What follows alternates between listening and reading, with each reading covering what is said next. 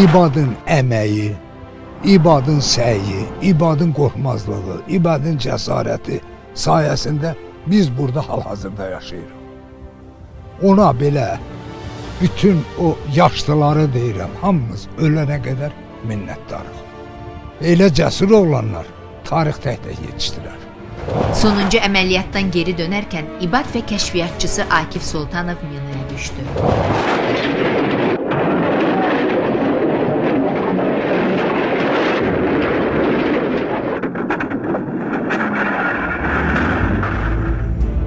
Akif həlak oldu.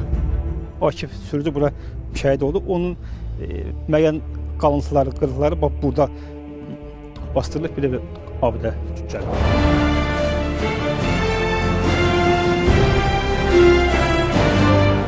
İbad ağır yaralandı. 28 gün komada qaldı. Boğaz maşını idi. Rəhmətli oturdu maşına. Mən dedim, maşını xodda sür gedək. Mən də oturdum. Mən tərəf qapı bağlanmırdı. Xarab idi, ağac taqıb bağlayırdıq. Deməli, o ağacı maşını yerindən dəvərdəndə o taxta düşdü yerə. Dedi, saxlayın, dedim, yox, saxlama. Mən də bir əsəbləşmişdim. Dedim, yox, saxlama, sür. Qapını qoluma tutdum. Yorulmuşdum. Elə qapını qoluma tutub yatdım. Yəni, yadımda qalan budur. Bir də sonra aveldim ki, qostadı.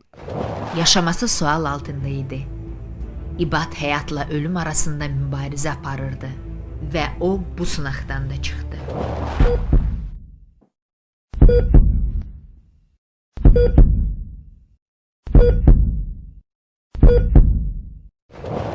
İbad Hüseynli bir qəhrəmandır. Ona sən xalqımızın milli qəhrəmanısan dedi ulu öndərimiz Heydər Əliyev. İbad Hüseynli Azərbaycan türküdür.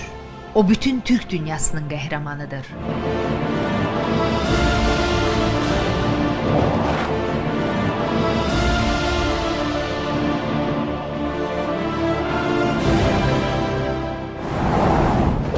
Azərbaycanı azadlığa gətirən oğullar sırasındadır İbad Hüseynli.